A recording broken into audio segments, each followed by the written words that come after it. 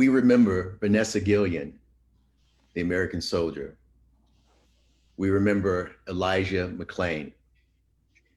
Activists face a drought of baked-in racial injustice and state-sanctioned violence. Week after week, wave after wave, demonstrators hit the streets to build collective power and to push officials to reimagine policing and public safety. Protesters demand change for their futures, for Black lives, and for freedom. Yet, paper tigers roar forward. Officials pin plans for police reform minus public input. San Jose elected politicians call for Black Lives Matters. Number 8, can't wait reforms. Yet, with 6 reforms on the books, the police force remains apathetic and without transparency. San Jose is number one in police killings in the Bay Area since 2015. Yet, the police budget and its union contract remains unchanged, and both were approved by city officials. Yet, the county's largest police force has been filmed brutalizing peaceful protesters in the wake of George Floyd's murder. And organizers say enough is enough. Activists seek alternatives to lethal force and the continued dehumanization of people of color. Organizers seek streams of economic justice to flow from the bloated well of police budgets, to feed alternatives to 911, mental health care, and social services. Some big cities have listened to the call to defund the police. LA and San Francisco have led the movement. Then New York City cut police funds by $1 billion. And now even Seattle seeks to shrink their department's budget by half, divesting $85 million. As American cities pivot to shift their funds to face the damage done by the decades of starving our communities of social infrastructure, in a historic moment, the COVID-19 pandemic continues to surge, devastating the economy for working and middle-class families, as organizers push for moral budgets that pursue a social safety net framed by equity and justice. Communities are looking at the long game. They seek to design a playbook that will reimagine justice and public safety and reinvest in public health, education, and housing. The Justice Project is driven by PACT, which is People Acting in Community Together. Along with 100 faith leaders, tribal elders, and clergy, we stand together to call for equity and justice for all. In the spirit of Martin Luther King's justice, today we listen to understand as authentic civic leaders share how moral courage can change Santa Clara County. Hello, everyone. My name is Reverend Ray, and welcome to the Justice Project. I am the Executive Director of PACT of Silicon Valley. We are a multi-faith, multicultural organizers who develop leaders who speak truth to power. We demand for equal justice for all. We call for reimagining justice, and we stand to protect the most marginalized in our cities, in our county. We push mayors and city council and police and the DA's office to get on board to denounce structural racism and to construct a new social contract so that everyone can thrive and enjoy the same quality of life. Welcome, everybody. And we welcome the faith and civic leaders here to the Justice Project. How's everybody doing? All right, you can wave at me, you can say hello, it's all right. Good. Very good, very good. Very good to see everyone. So I'm gonna start with introductions. I'd like to start out with Aaron Zisser. Aaron, if you can let the viewers on Facebook Live and Zoom know who you are, what organization you represent, and what is motivating you? What is giving you fire during this moment? Sure, and thank you so much for having me. It's really nice to meet you. I'm impressed with the Justice Project series. It's such an important series of dialogues. And of course, I'm grateful for PACT's ongoing leadership on this issue that I care so much about. And I got to know PACT real well a couple of years ago. I think I'm here because I'm the former independent police auditor for San Jose. I was the auditor in 2017 into 2018. I am from San Jose originally, from Campbell, and now live in San Jose still. I am currently an assistant district attorney in San Francisco, assigned to the specialized unit that investigates and prosecutes officer-involved shootings and police use of force and in custody deaths. And I'm happy to talk about that unit some more later. My background includes, I really got my start as an attorney at the U.S. Department of Justice Civil Rights Division in Washington, where I investigated prisons and jails and mental health systems and schools on a range of issues. And then when I came out to California, I consulted for police and jail oversight agencies, including the BART Independent Police Auditor, and I worked with Judge Cordell as she chaired the Blue Ribbon Commission on the jail.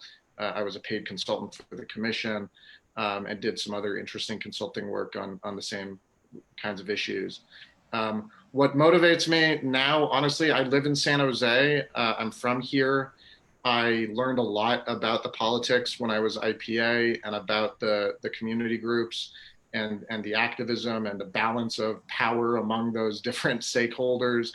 And I'll talk more about it, but what motivates me is what I've really decided to do. And I'll be honest, this is a recent series of epiphanies, is I've decided very clearly that I need to be much more of a listener and an ally and a supporter behind the scenes, as much as I can, to the community groups representing communities of color, communities impacted by policing.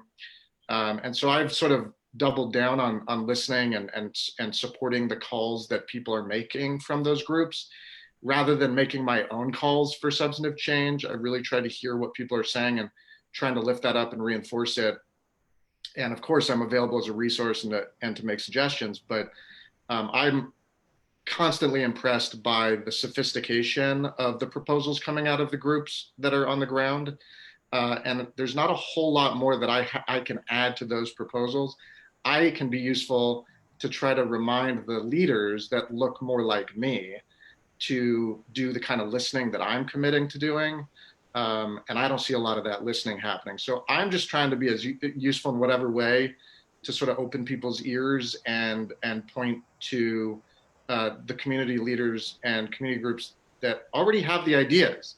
They're there, they're written, they're clear, and they're robust. And the leaders just need to listen and then hopefully embrace those ideas. Absolutely. Now, and I know that it's going to take some rigor. So Aaron, we thank you for your time and joining us today, and look forward to hearing more of your insight. Next, I'm going to jump down to Don Brown. Hey, Don Brown, we want you to introduce yourself, let the viewers know what organization you represent and what is giving you guys during this pandemic. First, let me thank you for the opportunity to be on this panel with these amazing individuals. Aaron, you've done amazing work. I'd love to talk with you and stay connected for sure. I work with NAMI, Santa Clara County. I serve as the team lead and coordinator for an innovation project that we received to provide mental health training to faith communities, to create mental health friendly, stigma-free congregations, and then to create a team to train clinicians on how to work with communities of color, integrating faith as part of the treatment model and understanding that it is important. I also serve on Kaiser Permanente's National Suicide Learning Collaborative, and I work with individuals and provide town hall meetings in partnership with Santa Clara County Behavioral Health and NAMI to do town halls specifically for African American men and women of African ancestry. And I provide and help support getting men and women of African ancestry connected to supportive resources. What drives me on this project around justice is the deaths and the killings of Black men and women at the hands of police officers, the unjust way that policing takes place by a select group of officers. Every officer is not bad, but I think we do need to implement processes and strategies that ensure that the talk that I might give to my daughter or we might give to our children works, it doesn't work anymore. It used to work. We used to be able to put our hands up and speak calmly and walk you through how we're going to get our wallet out of our purse so that officers aren't feeling unsafe that we are reaching in our purse to show identification. And that shouldn't be the case. We should be feeling protected by the people who come to our windows to offer a ticket or stop us for a traffic violation or offer wisdom, and that is not the case. So what drives me in conversations like this is to be able to make sure that there is equity in policing, that we are safe, that when I walk down the street or go jogging and see a group of officers, I don't feel the need to cross the street. And that shouldn't happen because I grew up in Silicon Valley as well. But now when I go out and I talk to other young people, I am very much aware of my environment in Milpitas, in San Jose. When has that been an issue? So I think that there's a lot of work to be done at different levels. So I'm glad that you're here, Aaron, to share in this conversation, and others who come from faith communities, because that is where we go first. And all of this trauma is impactful on our mental health. You know, our pain comes from generations of trauma and challenges, and it gets exacerbated every time we walk out of the door and think an argument at the grocery store means we can't even get back home. So I hope that and look forward to this conversation, as I know it will be extremely fruitful. And I look forward to connecting with all the panelists. So thank you so much as I sit in a community with such a dynamic group of men and women. So thank you for allowing me to be here. Thank you, Don, and thank you for your insight. And we look forward to hearing more of your reflections and insight. Next, I want to jump to Kathy. Kathy, how are you doing today? Let the viewers on Facebook Live and Zoom know who you are, what organization you represent, and what is motivating you and giving you gas during this pervasive time. Okay, thank you. And again, I'm honored to be here with all of you and to be included in this conversation. I'm just the recently retired executive director for NAMI, National Alliance on Mental Illness for Santa Clara County. And I think, you know, what brought me here, I always tell people this is a calling. I didn't choose to become part of NAMI and to be so involved in the criminal justice system. I always thought, you know, I'm a law-abiding citizen, that, you know, I'd be a juror someday in a courtroom. But I've found through my experience with a sister and a son that have serious mental illness that I was brought into the criminal justice system fairly early with my son as a junior in high school. My sister, who also for many years got hospitalized for calling in false police reports, which is part of her illness. She thinks she works with the police. 30 some years being hospitalized after 9/11. She started getting arrested when she was in her 50s. So I've had to learn to become an advocate in dealing with the system. And it was amazing to me how many people did not seem to know anything about mental illness, you know, 20 some years ago. And even now, it's still a long process of educating people. And the thing that I liked about NAMI, I was fortunate to take the first classes that they offered here for families. And it looked like the United Nations pretty much from the front, you know, when I was a participant. And we were families all dealing with mental illness, the stigma, the shame, you know, the ignorance, really. I mean, like I said, it was in my family for many years, but I couldn't recognize symptoms that my son was having. I thought, you know, he's using marijuana as a drug problem, you know. So I got involved because of that personal calling to see how much it was helping me to be educated, and that I became a teacher and a trainer. And then as the programs were being developed over the years, the education programs, we have them all here in our affiliates. So I'm very proud to say that we do. We have a large Spanish, Chinese, African-American. I mean, you know, we're human beings, and, you know, we need to be treated as human beings. And regardless of our cultures and our wealth, our politics, you know, this does not discriminate. So that's been a big motivation for me, and speaking out, turning my anger and grief into something that, you know, can advocate for people. And I think the Black Lives Movement, the last, you know, month or so has also, like Aaron said, I'm here to listen, because, you know, it's really, I've learned a lot about, how much the discrimination has transferred just into daily lives of people being pulled over for no reason, and how they're treated differently. And I think we're opening eyes and we are people. I think one of the best trainings I had was cultural humility training, that we all have, we're all from different cultures and what makes us who we are. And we have to start seeing each other as human beings. And this is what we need to demand from the system too. So I'm here to listen and learn and support people. And thanks again for having me today. Welcome, Kathy, and thank you for being here. And I look forward to hearing your experience and your reflections. Next, I want to invite Deacon Ruben. Deacon Ruben, welcome to the Justice Project. Let the viewers know who you are, what organization you represent, and what's gassing you in this moment. It's a great way of putting gassing it versus what's taking away from you, right? So this is awesome.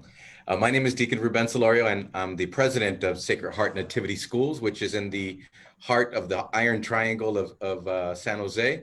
It is a beautiful community here, and I'm happy to say that we are not the bad part of town.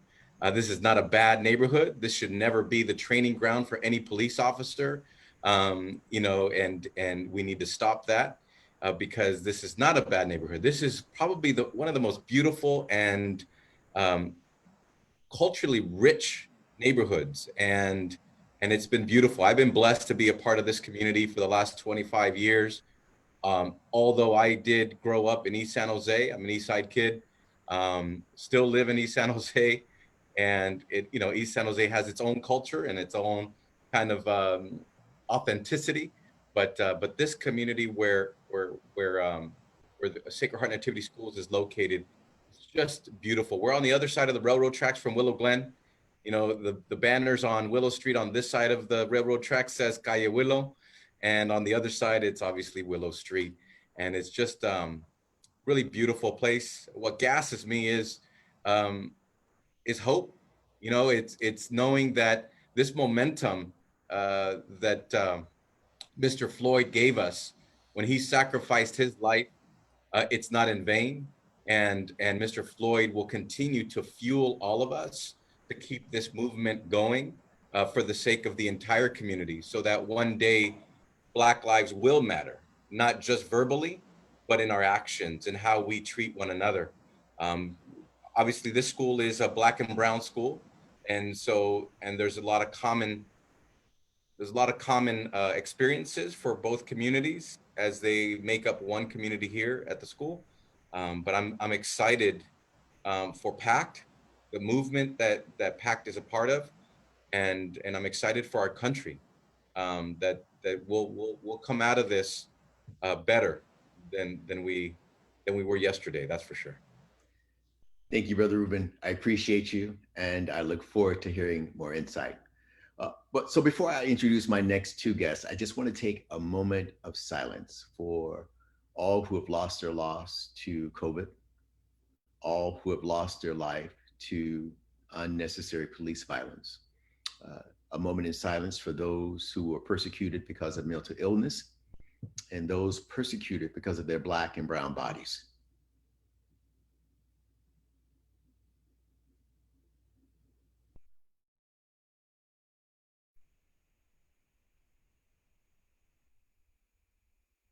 And now I invite into this space the spirit of love, the spirit of justice, the spirit of equity, the spirit of community. We do it in the name of faith, known by many names, and we do it in the name of those who don't call upon a faith, yet they know the power and the spirit of love. So we do it as community together. Ashe. All right, thank you everybody for the introductions. And right now, Laurie and Rosie, I did not forget about you. What we want to do is I want to have Rosie introduce herself. And Rosie, after your introduction, I want to know if you don't mind sharing any updates for Jacob's kids with school starting soon, and tell your story. So tell us who you are, some of your experiences, and take a little bit of time sharing your testimony.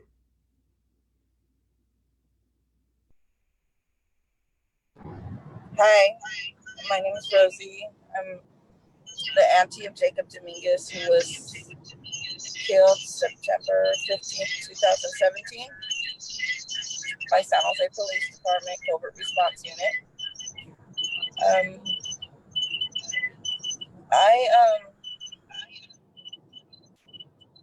It's hard. I got into the work of being an organizer and an activist with Silicon Valley Diva shortly after my nephew has passed away. Since then, I've been involved in a lot of like state changes as far as like SB 1421 and I believe it's AB 748. It's my background has always been in the community. I've worked as a drug and alcohol counselor in the community for over 14 years, doing sober living environment and outpatient for substance use and mental health. So I'm still within the community. I work with DBUG doing a lot of participatory defense as well within the court system. So helping individuals.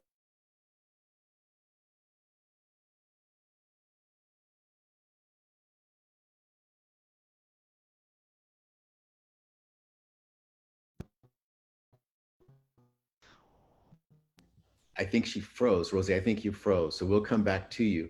And I want to jump to Laurie Valdez. Laurie. For Jacob right now. I mean, he was, Okay. you know.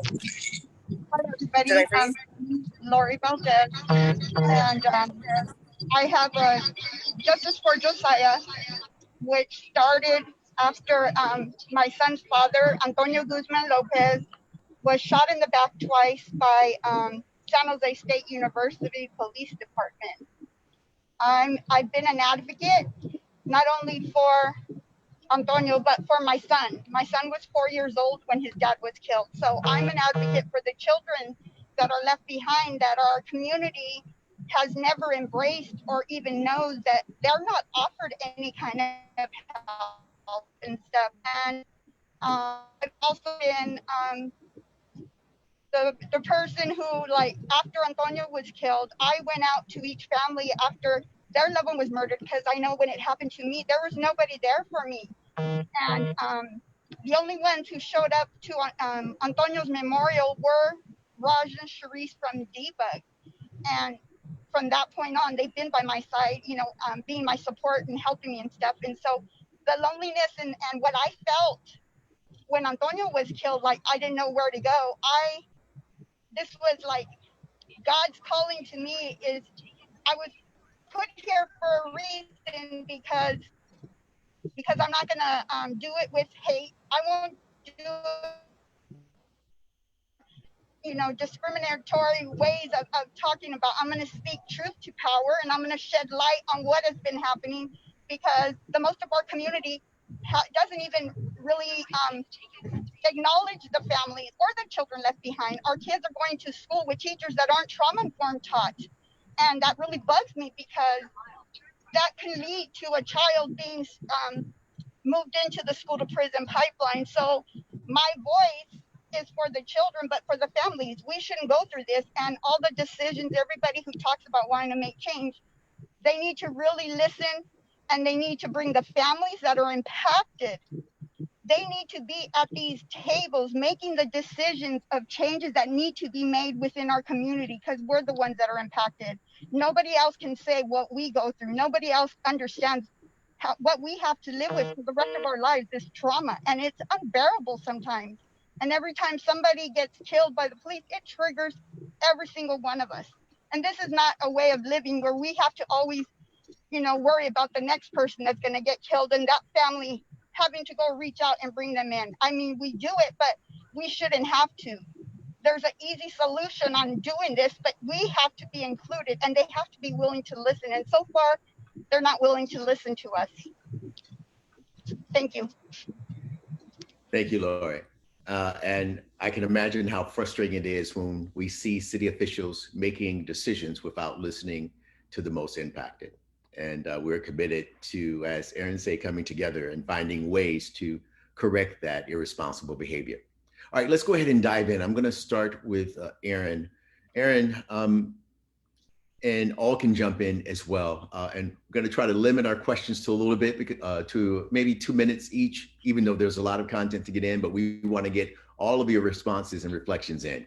But I know it may take a little longer, so let's dive into it. So Aaron, what anti-racism mechanism can reconstruct a viable or restorable model for public systems and justice? After your work at BART and in civil rights in DC. Another question, Aaron, is how can the culture adjust to reflect healthy, mindful approaches to rehabilitation? So go ahead and dive in, Aaron, and give us some of your insight. Yeah, and I should have said at the beginning, I'm sorry to start sounding a little bureaucratic, but I just want to make clear that I am only representing myself today, not my employer. But you know, the work that I do obviously has informed my thinking. Yeah, I mean, I think where I go with this, where I start with it is, as I said, sort of this frustration that I have about the conversation in city politics among city leadership that excludes the voices that matter the most, that are so tone deaf that they say things like they tweet out all lives and then defend their use of that terminology. We see the deceptive way that the POA engages with its membership versus how they engage with city leadership and the community. We see an insularity to city leadership and city politics. I think, you know, I think the city was excited to get a native San Josean to be their IPA, and then they realized I'd been in DC and Philadelphia and Memphis, and I was bringing back some other ways of thinking, and they're just not used to that. It's not San Francisco, it's not Oakland. It's a much more sort of assertive, largely white city leadership and county leadership that really marginalizes and even demonizes people like Laurie and Rosie and Debug. And it really, I can only imagine how much it hurts them. I've seen that pain. And when I see the way they're acting now, the leadership in town, that's what I think about. I think about how marginalized they continue to make the voices that matter, and the voices that predicted the crises we're experiencing right now in San Jose, with the reaction to the protest, with the way the POA has defended its membership and their racist Facebook posts. Those of us who have done this work and those of us who have lived police practices, police violence, we knew San Jose is not any different than other big cities. We knew that there was gonna be something. It might not be a George Floyd, although there have been plenty of questionable incidents, but finally people saw it on the streets in response to the protests. And yet, as someone said, I think it was you, Reverend, the proposals that are coming out, these 9-point plans, they come out without public input. I loved your minus public input. That sort of frames, for me, the whole concern. And so I think there's a lot of different ideas about substantive changes, but I actually think it's putting the cart before the horse. That's my own view. I think a process that is led by the community, led by people who have been directly impacted, whether it looks like the Blue Ribbon Commission that we had at the jail or the Blue Ribbon panel that they had in San Francisco that responded to a very similar set of incidents about racist text messages, or some other, formulation proposed by the community members that are impacted. It needs to be a process that's not the mayor slapping down his proposal and saying, "What do you think?" Because then we're reacting to his proposals rather than coming forward with our own. And when I say our, I mean the communities more broadly. It's another example of sort of the arrogance of the city leadership, that they know more, that they don't want to listen to people who've been affected directly. It's obviously a reflection of the moderate politics. And there's a million examples that I don't have time to get into that I lived, and even more examples that people like Laurie have lived, where they've seen the IPA marginalized, they've seen the families marginalized, they've seen the way the mayor handed the pen to the POA to write what IPA expansion looks like. well, now we know that we know already, but now everybody knows that the POA is the absolute wrong author to imagine what IPA authority looks like. So it needs to be a process that is not only inclusive, but that is led by the people who are directly affected. We saw at the Blue Ribbon Commission for the jail, Judge Cordell chairing that. We saw a very diverse panel of members, of commissioners. She had a budget to hire myself and another much more expensive set of consultants. That's putting trust in and leadership in the people who have been most invested in these issues. And so, I don't know about restorative. I think what needs to happen is what people are saying needs to happen is we need to sort of reimagine policing, reimagine mental health services, and restore our democracy, that it should not be run by the police chief. It should not be run by the POA. It should be run by the people, and they ought to have the pen. So I'm happy to get into details about that, but I'm really focused on sort of the culture writ large, not specific pinpoint reforms, but addressing questions of leadership, addressing the politics, addressing not only little changes to the IPA, but let's have a citizen commission. And I want to have a moment of humility here. PACT was lobbying me to advocate, when I was IPA, for a citizen commission. And I poo-pooed it. And I regret that, because a citizen commission like the one they have in Oakland, like the one they have in San Francisco, is a venue not only for a diverse set of commissioners, but a venue for the public to come and actually hash through these issues with people who are invested, with leaders who are invested, rather than a city council who's a bunch of generalists thinking about a million other important issues, admittedly important issues, but who can't focus their time and their energy on the issue that, for the reasons others articulated, are the issues that really move a lot of us, because it's about life and death. It's about state violence and state power.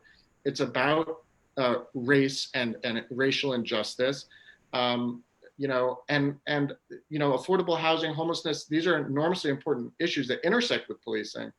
But we know that people become maimed, they become very injured, they become psychologically damaged, and they get killed when they interact with the police under certain circumstances. And there's no more important issue for a city to wrestle with than the way the police interacts with the community. Yeah. Thank you so much, Aaron. It means so much meat there, so much to dissect, and we could talk about that forever, and we will loop back. But let's talk about the history right now. NAMI's history was bright in San Jose. The San Jose Police Department once led the nation to seek mental health training for officers, and NAMI guided them. Yet now, the San Jose Police Department lags behind. So I want Don and Kathy to dive in and talk about changes to protect mental health clients in crisis, particularly this crisis of COVID and the pulling back of the racism that we see within the policies that create social and economic divide. So talk about changes to protect mental health clients in this crisis and their families. Well, I'll give you a little history about, what you're referring to, the CIT, the Crisis Intervention Team training. It was originally in Memphis, Tennessee, and Aaron, I'm interested, you said you worked in Memphis, that, there was a police shooting with someone who had a mental health condition, and the police were, the families from NAMI came forth and wanted to talk, and they assigned a young officer to work with them, Lieutenant Sam Cochran, and they developed this crisis intervention training for the Memphis police. And we had a similar situation here, as my understanding was before I came to NAMI in '97, but it was in the mid '90s that another family here lost her son, under a similar condition. They heard about the Memphis model. So our folks here did contact the San Jose PD, and Lieutenant Brenda Herbert, who was a psychologist, was interested, and they actually flew to Memphis and met Sam Cochran, and they brought the model back to San Jose. I think we were probably the second in the country. So like anything, it takes a while to get things going, and so San Jose PD did 1 or 2 trainings. It was voluntary for officers. You know, move ahead. The person from here is Sharon Roth, who took this on. She was our president at the time.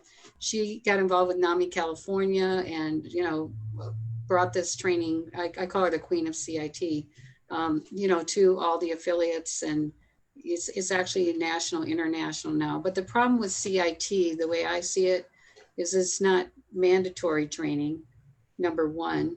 It is now here because of Michael Tyree's death and the Blue Ribbon Commission, you know, and there are 3 officers that did kill somebody in jail, and, you know, were prosecuted and were convicted, which is unheard of. You know, people across the country can't believe that, you know, that they could get convicted. But, you know, and so now it is a mandatory training for mainly new recruits and for the sheriff's department as well as the San Jose PD. But, you know, I think policing, you know, has changed. You know, when we used to recognize that people had mental health challenges, we had hospitals for them. We've lost a lot of those beds, and the jails and prisons have become, you know, the mental hospitals. This is a fact, and across this country. And, you know, I think one time the police were, you know, they were more peace officers. You know, they were in communities protecting the community, and somehow that has changed in the last 50 or 60 years. And maybe that's something we need to think about, moving back towards that kind of model. Even the CIT officers here, you know, we tell people don't call 911 because they're going to send out the first officer, which may or may not be a CIT trained officer.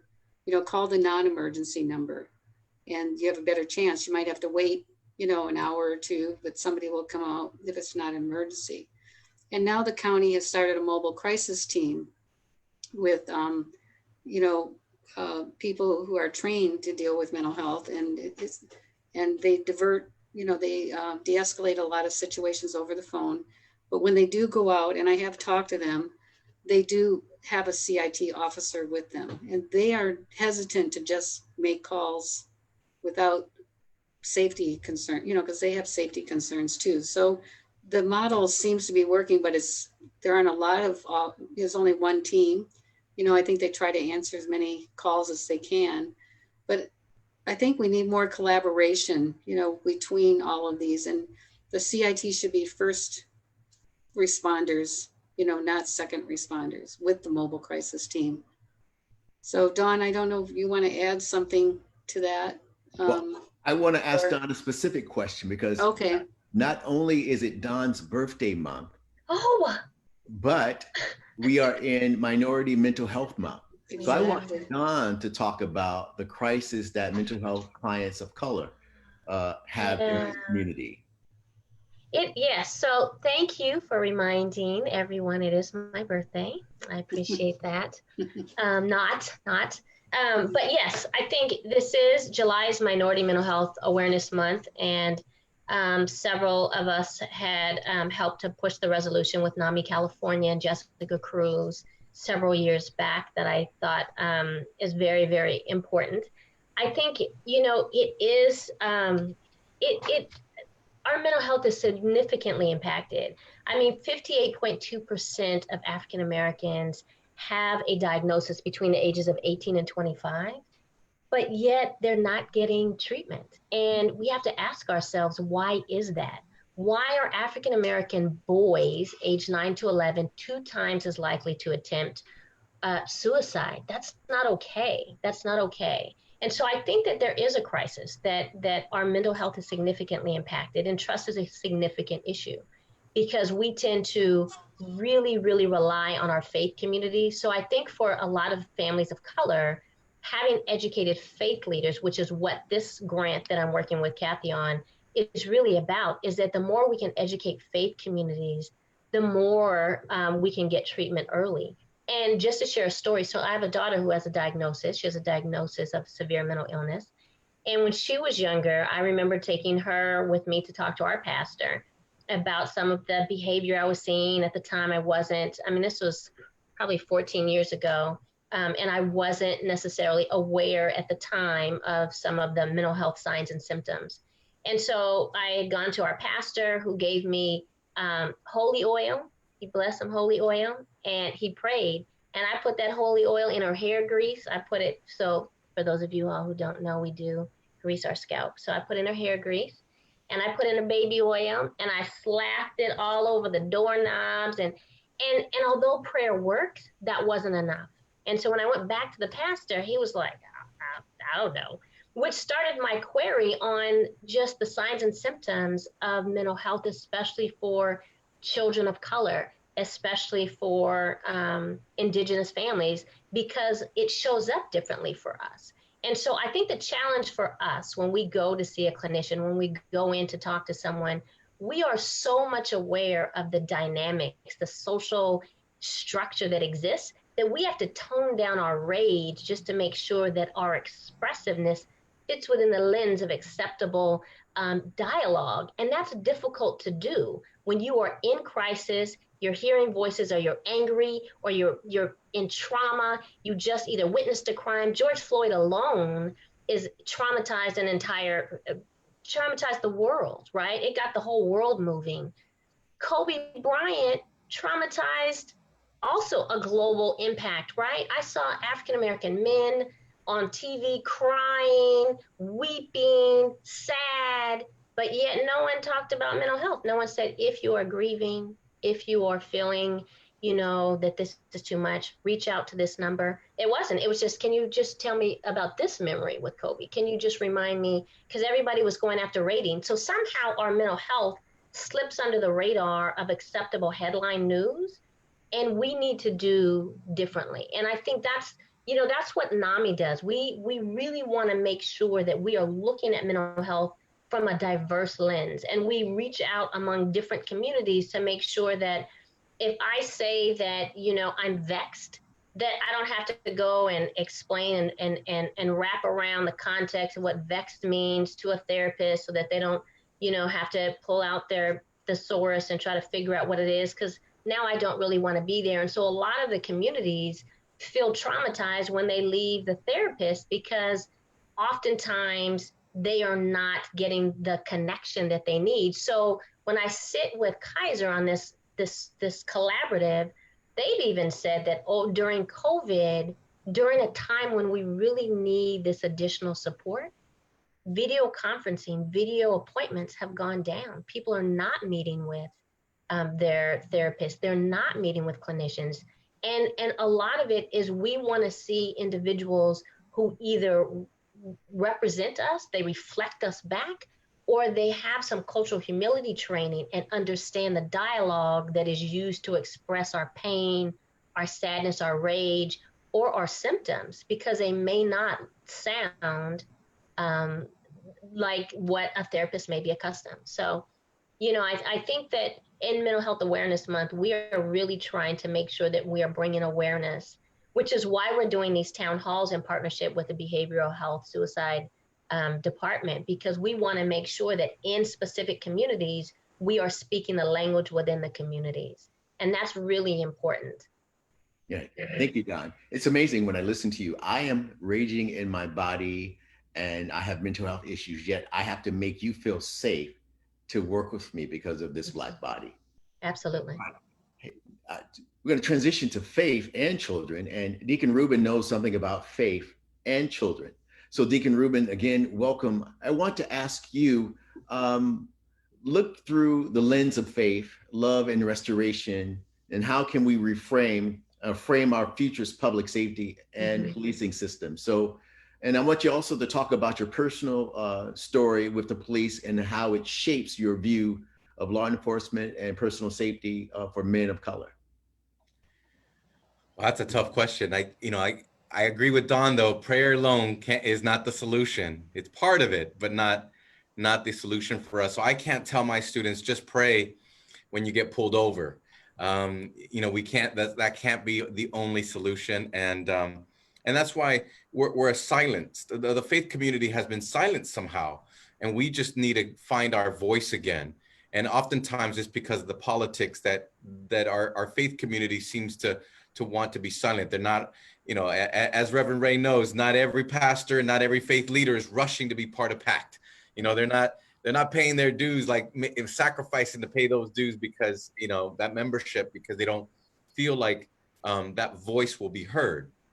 You know, growing up in East San Jose, I think it's very much the way that people of affluence and power and sometimes authority, the way that they avoid brown and black kids in our community, the way they walk around. You know, there was a mention of, you know, I'm going to cross the street if they see me coming on one side of the street. This is before COVID time. So if you see me coming down the sidewalk, you're going to cross the street to avoid me. In the same way, black and brown kids and growing up in East San Jose, we were trained to avoid the police in the same way. So just like people, you know, we say white people, right? So white folks would avoid us, we would avoid the police because it wouldn't be a friendly confrontation or a friendly connection. It wasn't the same kind of greeting that my I went to Bellarmine, so all my white friends, you know, their interactions with police were just like, yeah, I got pulled over and he found out I was a Bellarmine student and he just let me go. And he was like, yeah, I'm a Bellarmine student too.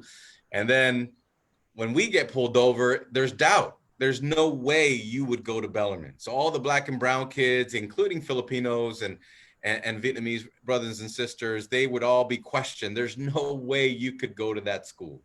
And it just got worse. As I got older, it felt like I was a greater threat. You know, the saggier my pants got, the balder my head got, the more tattoos that my body received, you know, suddenly I became more. The lower my car got, you know, and the slower I drove, you know, it was just frowned upon. And all of a sudden there was a need to ensure that I was in the right place at the right time. And just like yesterday's call, I'll give you an example of this community and what we're dealing with in regards to faith. Normally, if you call the police, they'll come out, rush out right away. But for some reason, on this side of the railroad tracks, it took 3 hours for a response. And I just jokingly talked to the sergeant. I said, that's interesting. If I was an affluent white lady on the other side of the railroad tracks in Willow Glen and said, there is a brown or black man sitting on the curb in front of my house, which is a public, you know, it's public, 10 officers would show up in about 2 or 3 minutes. And I just don't understand this. They're still as busy at the exact same time, but yet I said, there are multiple men blocking the fire exit of our school. They're on our property drinking and peeing on the building. My staff can't get into their office. They're afraid to confront them. Could somebody come and just help us ask them to leave? And 3 hours later, I get a call. So I must say to my brother, Chief Garcia, and say, you know, he mentioned the Washington community yesterday in his interview when he was on a panel with Cron TV. And I said, you know, unfortunately, our community is crying out for police presence. We do want a positive police presence, especially in the faith community and how they interact with our children. Our students deserve mentors, role models. They shouldn't grow up the way I did, where we avoid police officers, but the interactions with police need to be positive. These kids should not be fearful to be shot in the back. They should not be fearful to be pulled or yanked out of their vehicle, right? And thrown on the curb while they search their vehicle, their parents' vehicle, and to be humiliated in that way, because it wouldn't happen on the other side of the railroad tracks, unless we were on the other side of the railroad tracks and they felt like we did not belong there. So these are the things that our students are dealing with on a daily basis, is a cry for positive connections with the police, a change in attitude where they are looked upon not as a threat, or that they have to prove themselves that they are not a threat, but rather, can they be looked upon as an amazing human being? And it's just unfortunate that we grew up in a country where it's already institutionalized. even in the church, as faith leaders, we got to be real. There is institutional racism in our churches, in our Christian churches, in all of our faith communities. It exists. When the way I see Reverend Ray is different than I see Reverend Smith, right? And how we have to prove ourselves. So I think it's going to continue to be a place of dialogue. This is not going to happen overnight. And that's why I said at the beginning of the intro that I hope that this movement never ends, right? That this is a lifelong movement, because some of our students were like surprised that the African-American community just got the right to vote not so long ago. And they thought it was like, oh yeah, like hundreds of years ago. Like, and I said, no, this is just all new. Like, we've grown up with this reality that our Black brothers and sisters basically are deemed less than. And our faith community sees the same thing. How do we see each other as more than versus less than? How do we, when I approach a vehicle, how as a police officer, have I been trained? How have I been trained? But have I been trained to say, this is a potential threat? But if it is a white person, it's no longer a threat. If it's an Asian person, it's no longer a threat. Why are Black and brown people, especially men, considered threats because of the color of their skin? And our faith community is battling that because they're voiceless. They're not wanting to push back on the Police Officers Association or the mayor or our chief of police, right? There's a sense of, let's not rock the boat because we got enough fish to fry on our end as faith communities. And so it's a challenge for us, but I think our students are trying to find their voice. They're middle school students, and they're really trying to find their voice. And I wanted to echo Don and Kathy's commitment, because we hired a counselor for our school instead of a PE teacher for next year, this upcoming year, because we know that physical health is important, but I can go out there and dribble a ball with the kids. But what I cannot do is be a counselor, someone that helps our community heal, to remove that stigma that you're quote unquote crazy if you see a therapist. But we're trying as faith leaders, as a deacon, I have a spiritual director, an advisor, a counselor. I want to let them know, I'm trying to be balanced. I'd rather get fluffier in my stomach, but I need to be healthy in my heart and in my mind. Even if my body starts to change in a different direction, as long as my heart, my mind is in the right place. And I think that we are challenged as a faith community to express to our police officers that they might need this as well. Yeah. They need emotional and social emotional kind of counseling to get through things, to remove those stigmas of seeing Black and brown people as threats. And how do we remove that from their training and their psyche? Yeah. Thank you, Deacon Ruben. I really appreciate your insight. One of the things that you said, Jeff, the chief always justifies that the communities want more policing, but they never give the solution of why, and look to solutions to minimize the need for more policing by investing in the community. We know that there is a reciprocal relationship between the investment in the community and the need for more policing. So hopefully one day he'll get to the why before he retires. I want to jump right to Aaron, and then we'll pull everyone in. And don't worry, Laurie and Rosie, I really want to hear from you, particularly after this response from Aaron.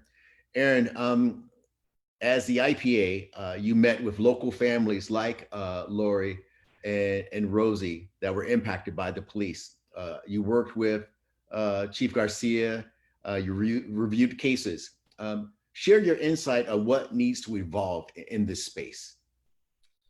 Yeah, I mean, I appreciate the question. I also, as part of the answer to that question, I just want to acknowledge NAMI and Kathy in particular. I had a chance as IPA to have conversations with Kathy, and we were working on a town hall to address policing and mental health, but I left the job before we could see that through.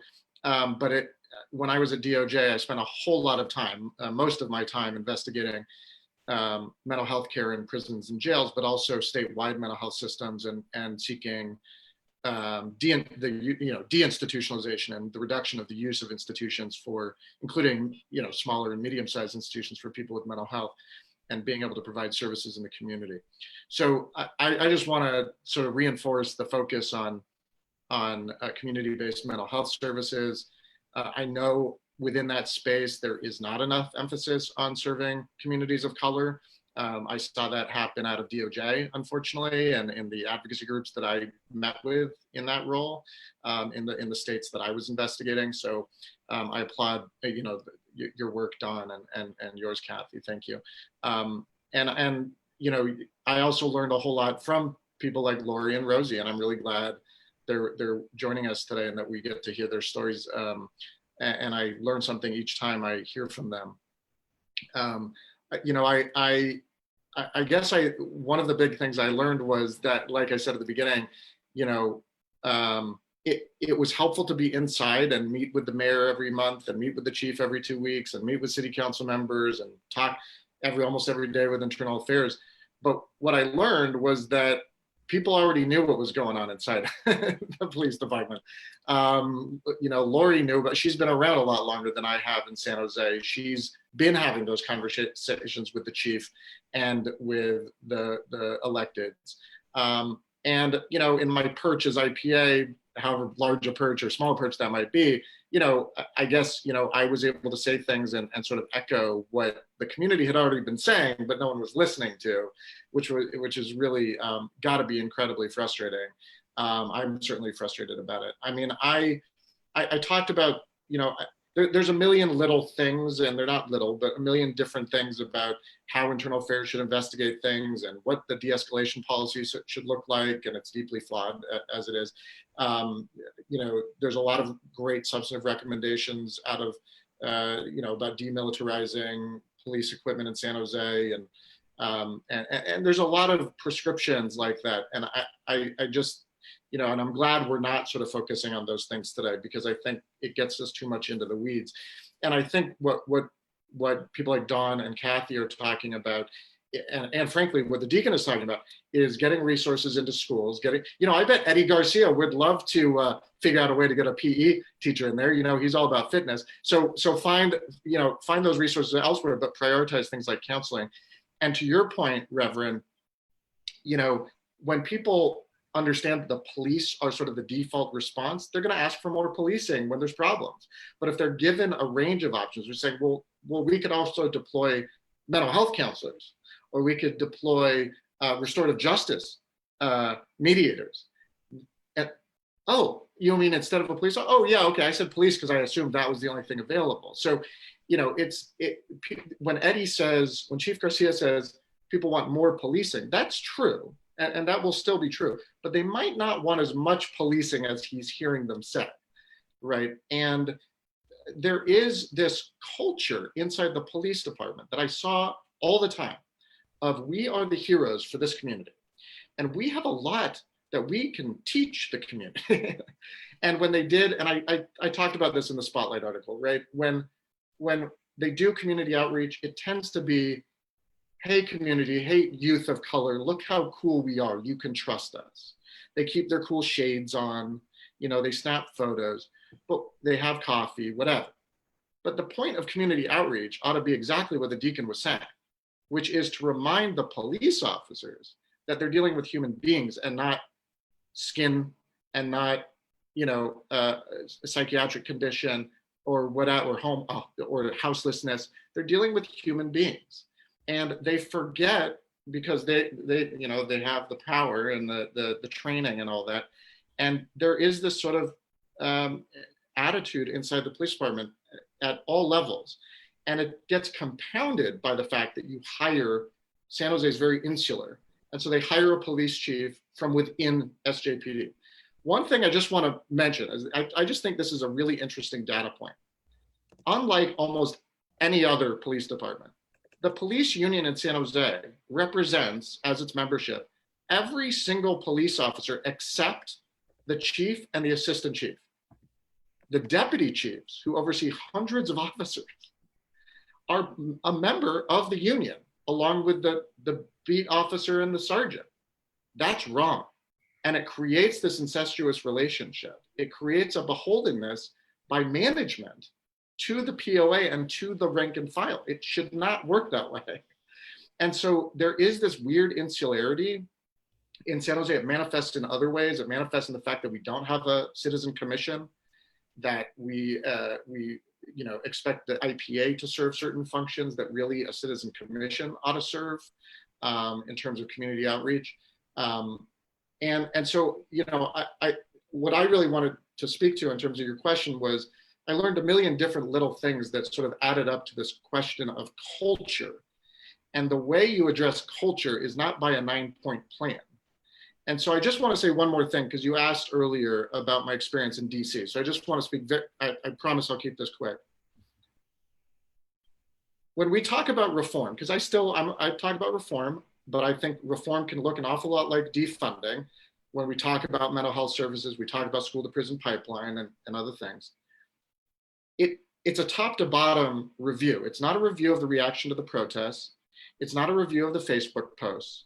It is those things and everything else. And when we say top to bottom review, we mean top. We mean, what was the leadership, the chief's role in either actually communicating that these reactions at the protests were okay, or the Facebook posts were okay, or not creating a culture where officers understood that that would not be okay, right? And where we saw the chief go into defensive mode right away, defending those practices during the protests.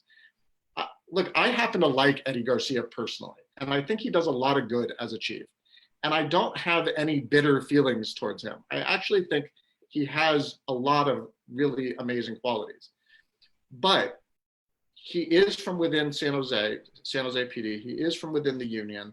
He defended UN right away. He defended the practices at the protests right away.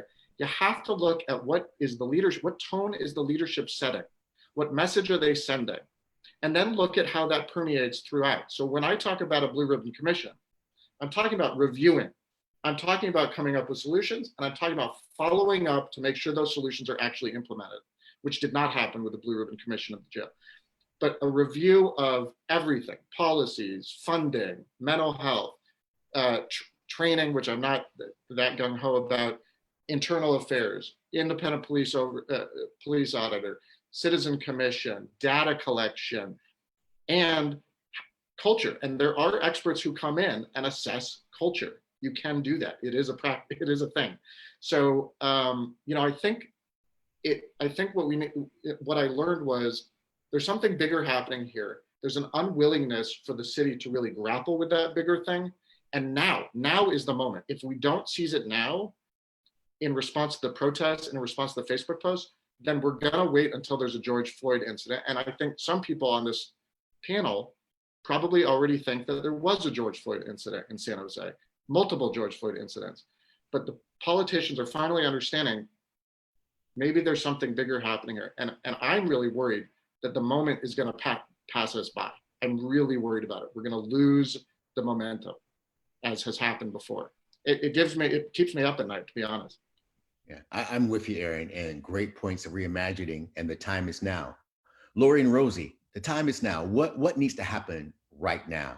What are some things that if you could have happen right now, what would it be? And Laurie, I want to start with you to jump in and give me that point of what would it be?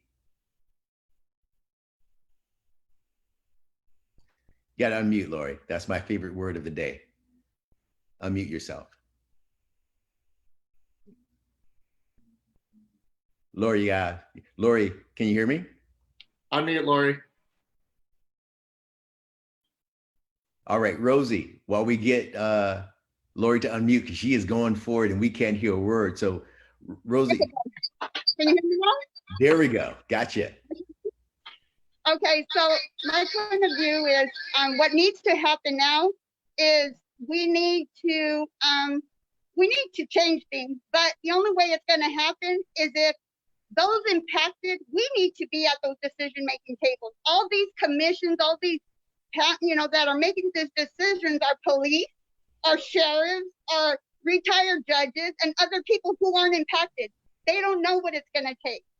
And as far as officers being CIT trained, if they're not using that training, like the ones that killed Antonio were both CIT trained. They didn't use that training. So what's the purpose if they're not going to be held accountable?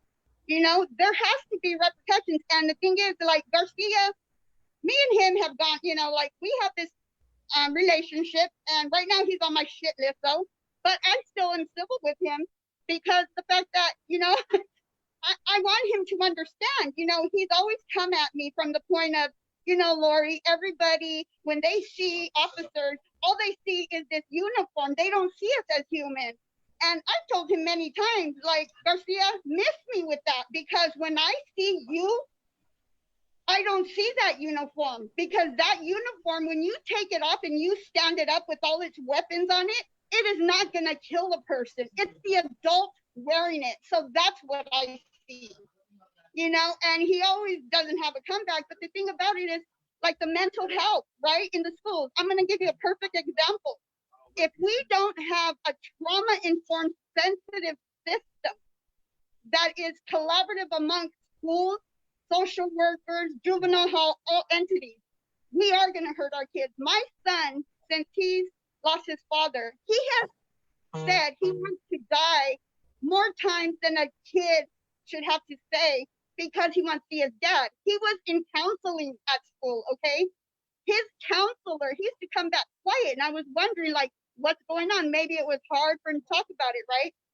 And his counselor at the school told him, Josiah, I don't want you coming here talking about your dad and start crying and all that stuff. You need to get over it now. We need to talk about something else. Well, that's what she was there for, to deal with his grief, right?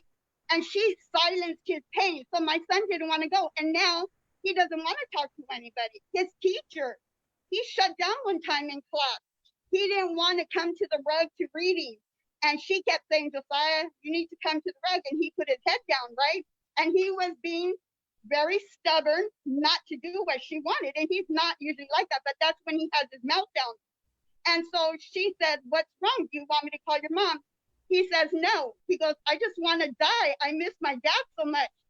The teacher didn't know how to respond to that comment. And she said she didn't know if she responded the wrong way, if it was going to hurt him. So she didn't know what to say. So she says, do you want to get up and go outside and get some water? Or do you want us to call your mom? She emailed me that night and said her heart didn't, she was scared. Her heart didn't know what was the right way to respond to a child that said something that graphic, right? And she says, I want to let you know, I hope that by me not, you know, trying to comfort him or trying to figure out why he was feeling this way, but see, all his teachers, every year, I let them know, if they don't already know from their previous teacher, my son lost his father very tragically to police violence. So when there's police presence on the school, he might not want to be around it. So don't force him. Or like when you're going to have Father's Day projects, let me know so I could give him a choice whether he wants to participate. Because, and to tell the families in his classroom, email all the parents and let them know there's a little boy in this classroom that lost his father to police violence. And so therefore let their kids know not to say anything, you know, to teach them empathy. This is hard for my son because kids have said, well, your dad must have been a bad person. That's who taught to kill. And that's not who he was, you know? But this is the stuff my son's going to go through. And I have to live with the fact that he lives in fear. Some San Jose PD cops have even met my son. And they were very upset. They said it was awful for a child so young to look at them like they were monsters. And I said, I'm sorry, but you guys are the monsters in my son's nightmares because of what happened. And it's not you, but it's the whole, you know, dynamics of it. And so they got down to their knees and tried to talk to my son, right? And I had to tell my son, it's okay, you know, like, they're not going to hurt you. I'm here. And I told the officers, whenever you go out policing, you need to think. I know Garcia has said this many times on panels where me and him have been on, where he has said, he tells his officers, your main concern is to get home to your families first. And that's the wrong thing for Garcia to be telling his officers. It's not about them getting home to their families, making sure when you go out in an incident and something happens, that everybody can get home to their families, including the person, whoever you guys are, approaching. But when he said that, that to me said that gave the officer the green light. Just do whatever you got to do, but make sure you get home. And that's not the way policing should be, So they need to think. And I tell the officers, remember, you have kids. Think how your kids would feel if your life was taken. But your actions are affecting other families, and there's always children. You're not thinking that person's a father, a mother, something like that. And you need to think before you act. And especially if you're CIT trained, like if you're not using that training, then, why aren't you being held accountable for that? Because lives are being destroyed. And little kids like my son, none of the kids, they get any kind of support counseling services because they put the officers as the victims. So that disqualifies our families from getting any kind of counseling for our kids. Yeah. So Thank you, it has to be what we are involved in these decision making. Thanks. You're welcome. And Rosa, before you jump in, I want Ruben, because he is with the kids and he's in the schools. Ruben, what needs to happen right now for our kids? I think healing. I think Laurie's correct when she's talking about trauma. And you see it in the media. Suddenly, there's officers saying it's so hard to be me, right? It's so hard to get my meal at a McDonald's. It's so hard. We're not monsters. And I said, well, I'm sorry, but that's what the Black community has been saying for years. We're not monsters, right? And it's hard to be Black in America, but we're not hearing each other. And I think what Laurie brings up is what children are dealing with. It's complete trauma. They are the monsters in a nightmare. For me, I grew up with animosity against the badge because I was yanked out of cars, thrown on the floor. Back in the day, it wasn't a knee to your neck, it was their boot to your neck, right? And multiple boots. And it just kind of messes with you, it just, and then you're always looking behind you. I'm not fearful of gang members. I'm fearful of, I was fearful of the badge because they were the ones with the power and authority to get away with basically anything. Because I think Laurie was right, accountability, right? There's no accountability. It's an above the law kind of mentality. And our students need to hear that it's different. We have an alumni of the first Nativity school in the East Coast. He's now an SJPD, right? And he came to visit our school and he wants to change that, right? He wants to say, it's okay to grow up and to dream to be a police officer because I want to be different. But if you go into the academy and you're reprogrammed, then it's hard. What Laurie's saying, if you get trained for cultural sensitivity, and to deal with the community, but you don't put into practice because it's frowned upon to put into practice these great trainings because it is us and them. And I told this to Chief Garcia last night. I said, I want to get to a place where it's not about us and them, right? Like Father Greg Boyle said, there's only us, right? There's only us. And until they see like, oh, all you see is the uniform, you don't see that there's a person behind it. Well, then in the same response, our students, our middle school students are saying, there's more to me than just my brown or Black face. I'm a human being. And I think what we're trying to do is say, when they hear defund, they hear take away instead of investing or reinvesting in a community to make your job easier, officers, right? So we want you, but we want you to go solve these crimes. Go do some big stuff, like the bigger fish to fry kind of thing. We want you to, because when you say, I don't have time to do all those other things, we want to give you the time so that maybe you have some time to develop relationships with these students. Yes. Where the uniform and the badge, it's very much what the church went through when there was a stigma about priests, right? Because they were getting caught doing bad things, and that you have to rebuild, you have to reconcile, you have to, kind of rebuild that relationship and that trust. We're in that rebuilding stage. Yes. And so our students are hungry to say, help me, just like in the 50s, everybody wanted to be a police officer and a firefighter.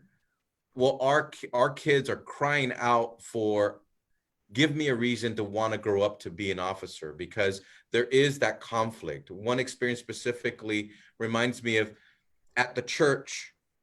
I have this couple, you know, I went to Bellarmine with him, and he, you know, and I'm like, when I'm in my deacon alb, it's like, yeah, a deacon and this and that, and there's this great, beautiful relationship. And I said, Chris, I remember when you pulled me over not so long ago when you were in your rookie year. It didn't go well, did it? Suddenly you didn't recognize me as a bell, as another bell, right? We didn't come from the same class. We graduated the same year. Suddenly you forgot because the badge forced you not to see me as your classmate from Bellarmine. The badge and your partner forced you to see me as a potential threat. And all of a sudden our relationship broke down. And the relationship in the church is different, but on the streets is different, like two human beings. And what I hear Laurie saying is, we just want you as an officer to be the same on the streets when you're wearing the badge, as well as, you know, when you're not wearing the uniform.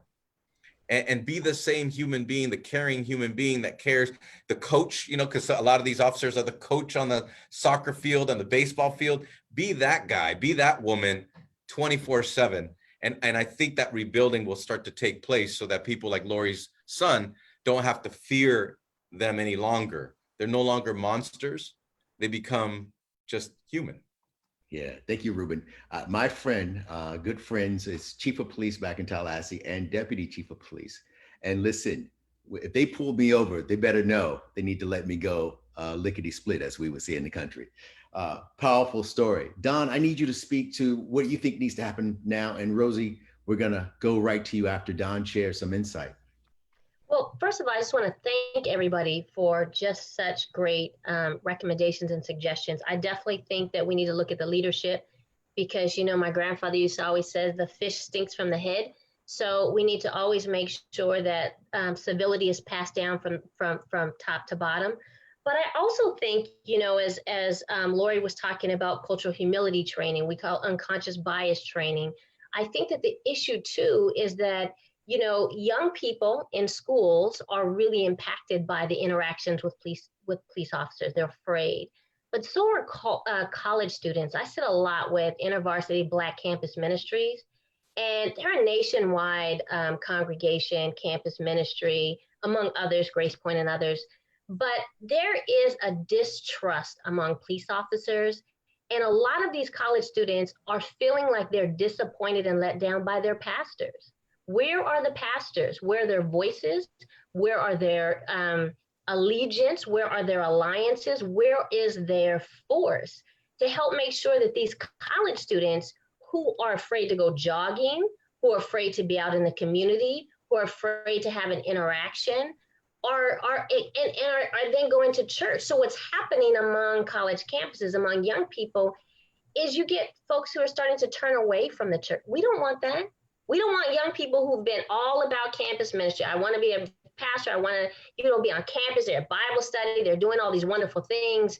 And now they're feeling like, you know, don't give me a scripture if you're going to sit back and watch police brutality, right? Don't speak about racism if you're not out there trying to get other pastors in our covenant together to make a change against what we are seeing. So what's happening is you're going to get more and more churches with a lot of the elders who still sit in the front row tithing, right? Tithing all of the money that comes to them because they think it's important. And the young people, which we see in Silicon Valley, turning more and more away from the church. So I think it's also an opportunity for pastors to ask, what am I doing to ensure that the young people who walk through our door feel like we're also advocating for them? Because when you have a mental health challenge, and we do need to get more education around mental health, you know, QPR, we have FaithNet meetings the fourth Thursday of every month.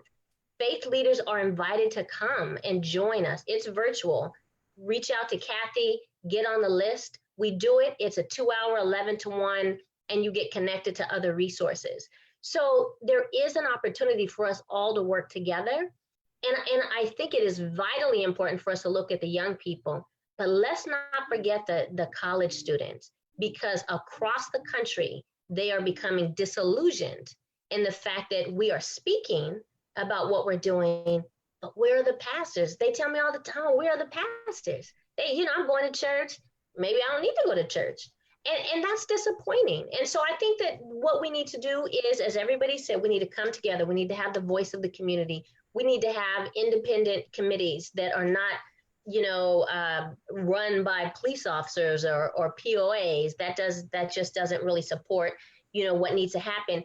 And we need to understand that these young people who are protesting really are the leaders. They're really able to move the needle forward. They're doing a lot. These protests have moved the needle forward. But let's bring them in the church too, right? Let's get them back in places where they can support one another and be in community, in faith communities. So I think that in addition to training, in addition to getting folks together, I just really encourage pastors to really hold these police chiefs, these communities accountable for the work that they're doing. And if for nothing else, because I know that life is just political right now, look at the growing population of young people who are deciding not to go back in those doors. That is disheartening. It should be disheartening for pastors. Don Brown says, there's a prophet in the land. We need prophets to stand up and speak truth to power and speak truth to their faith. Rosie, what do we need to do right now? What needs to happen? Well, my whole focus is when Jacob passed away, he was shot by a covert response unit. I want to see that gone, because the way they took him out was more like a hit squad. And I don't even know the purpose of these merged units and these covert response units. And use those fundings that they have for those units and invest in the community, invest in people that they thought Jacob was a gang member, invest in people that young youth like that. Jacob was a part of mentoring with Firehouse. He was going to church. He was doing a lot of Christian brother fellowship things before he had passed away. He was in a men's home. And they need to.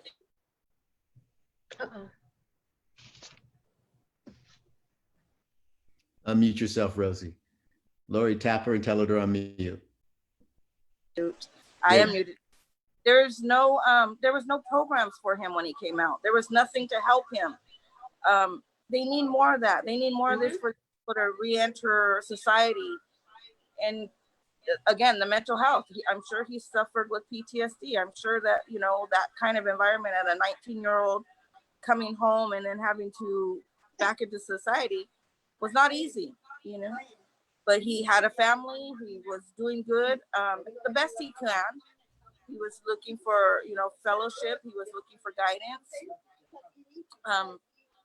I just feel like when Chief Garcia shows up to the community, he shows up to communities that are non-English speaking. Like, show up to the communities that are able to understand what's really going on as well. And show up to the communities that he's hurting. I mean, Jacob has left 3 kids behind. They don't know what's happened. I have a grandson who's 4 years old, and here's what I'm doing as an organizer and activist.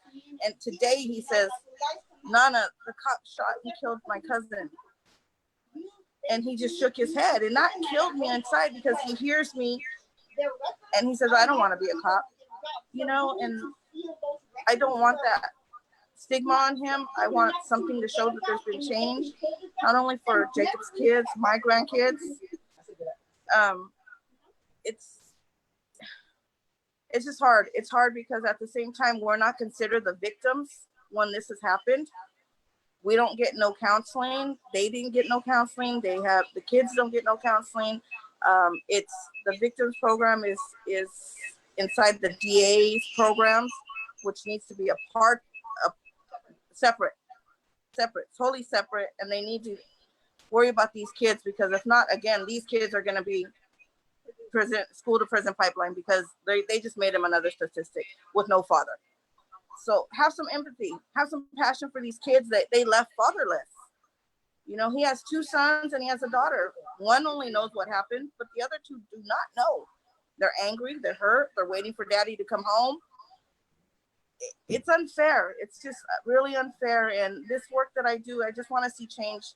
I want to see change, and they do need to come to the table with these families who've been impacted and want to see change. They never do. It's not a lot to ask for. I mean, what do they expect us to do? We're hurt. Yes, we're angry. But the more you avoid us, that just keeps it going. And, you know, my hurt and my anger is still to keep pushing for changes. You know, I have faith, and I'm a believer, and a lot of these faith-based programs that Jacob was involved in have turned their faith away from us because it's too political for them. And that's not right. He had people that mentored him. Yet within the religion, with the Christian programs, and they've turned away because it's too political. What about his kids? What about his wife? What about his family? You know, we have one pastor that sticks by us no matter what, and will give us prayer, will come with us when his son is going through something, will mentor him.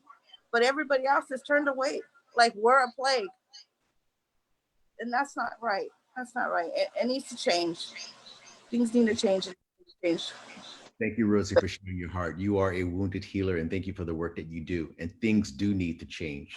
The faith community needs to stand up. We are complicit just as much as white supremacy, bigotry, and racism. We have assimilated into the system. So we need to awaken. Kathy, what do you think needs to happen right now?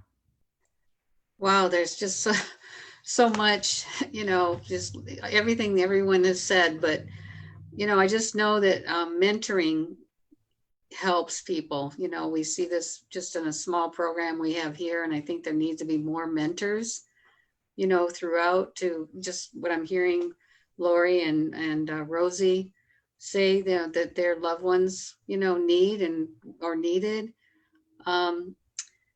You know, we have to collaborate. I think all these systems have to collaborate, and they have to accept the responsibility of what their shortcomings are. And you know, I think a lot of it is in the basic police training. I mean, I've talked to you know, other officers that, you know, why did this happen and why did it? And they said their training this is their training. They're taught to shoot to kill, you know, the mass. And so there's something wrong with the training, that, you know, de-escalation, you know, working with people as people. Where is that? You know, to shoot somebody when they're running away in the back, or you pull someone over because their lights out on their car and something happens, you know, let the car go. You got the license plate, send them a ticket. You know, why does it have to escalate to, you know, such a struggle of power? Or, you know, and, you know, officers that do avoid, you know, their basic training. I've heard stories where they've lost their jobs because they didn't do their job. So, you know, what is wrong with that picture? So I think this is what we really need to talk about is, you know, what are the basic things that all of us, whatever position we're in, what organization, what is wrong with the picture, and what can we change from within? And I saw a protest sign that really hit me recently, and it was like, until Black Lives Matter, you know, there won't be all lives matter. And I think there's something to that, because, you know, that is the basic problem in this country, this history of racism and how it's institutionalized. And, you know, people have been second-class citizens or not citizens at all in many cases.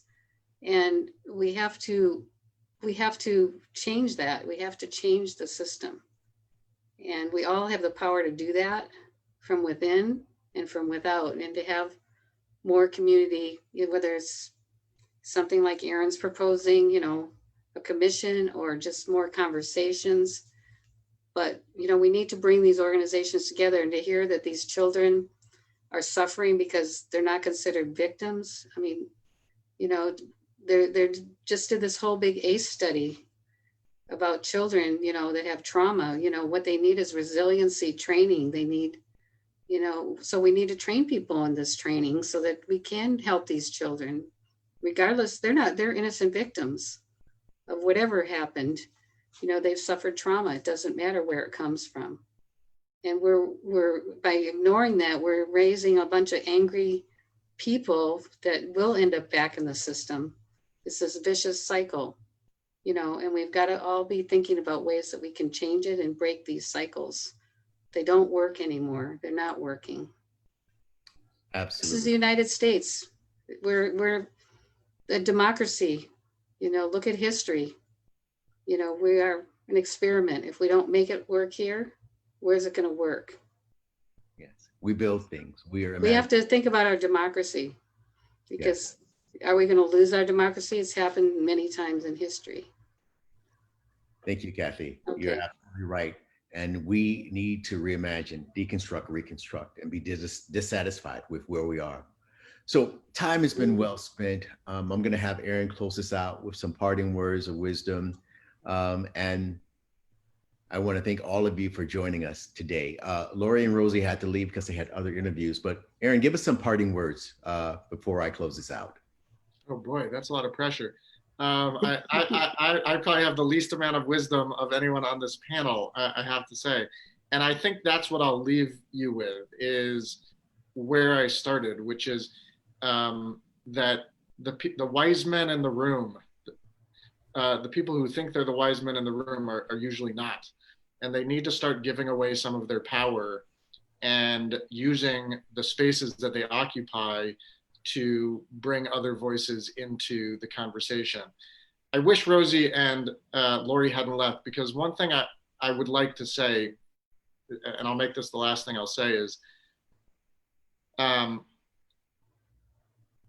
if what we are asking for is a seat at the table, and we're telling our stories and we're advocating hard and we're reliving the trauma that we've experienced in order to make the point about how important it is to get a seat at the table, once we get that seat at the table, let's get to work. Let's set aside that pain for a moment. Let's stop reliving the stories and let's brainstorm solutions, because they are, and I hope that happens. And I really worry that the leadership are going to ignore these calls for an inclusive process led by not retired judges, not people in power, but by families impacted, by, hey, look, we got a MacArthur genius in San Jose. Let's use him. You know, let's empower him and the people he represents. So once we get that seat at the table, that is the opportunity. And look, I might have a different view of how the Blue Ribbon Commission went down at the jail, but it was a very robust discussion, hundreds of recommendations, diverse commissioners, lots of discussion about lots of different issues. And I really hope there's a meaningful process where people can feel like they own it, that it's not another way for the mayor to make national headlines for himself. And if it's not like that, then the families and activists should not participate. They should absolutely boycott that. But I really hope people embrace this moment as a chance to realize that reliving that pain, telling those stories, constantly bombarding leadership with their advocacy, their marches, their signs, that it hopefully will have led to something where we can really pivot and figure out what's next. Absolutely. Thank you, Aaron. We really appreciate you. We should not waste this crisis. We shall return with rich investments.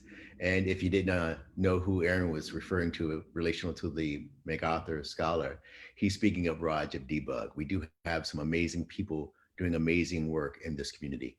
So thank you for sharing, everyone. Thank you, Deacon Ruben. Thank you, Aaron. Thank you, Kathy. Thank you, Don, and in their absence, Rosie and Laurie, for their time with us. Again, thank you for joining the Justice Project, where we are grappling with vigor to reimagine public safety and how we do policing better in our communities here in Santa Clara County. So we want you to mark your calendar for March 26th. PACT's beloved community is preparing for an action where we are going to lay out some demands and cast some visions. So go to PACT's Facebook page and look at our date, save the date coming out. It's going to be at Emmanuel Baptist Church on the 26th at 2 p.m. We'll be social distancing in cars and outside, and we will be responsible, but we also will be hosting it live on Zoom and our Facebook page. So mark your calendars. Make sure that you tell 10 people to complete their census. Hope everyone on the panel has completed their census, but you have the responsibility to tell people, 10 people, to make sure. And then also make sure that you tell 10 people to make sure they are registered to vote. The election, the general election, is almost less than 100 days away. It's near. So we want to make sure that you make sure that everyone, your family members and 10 others are registered to vote. We want to be prepared to vote in October, early voting here in California, and make sure that we understand what's going on in our districts. So again, thank you, panel. We appreciate you. Time well spent. We're a little long today, but the people really needed to hear from all of you. So join us next Thursday as we have special guest, Solana Rice, who is the co-founder and executive director from Liberation in a Generation, as we discuss economic justice and ways to impact the future to create economic equality and power that stabilizes our communities. So thank you much all for joining us as we seek to make Santa Clara a much better county and justice for all that live here. Thank you, everyone, and God bless you. Ashe, salam alaikum, and shalom. Thank you so much, guys.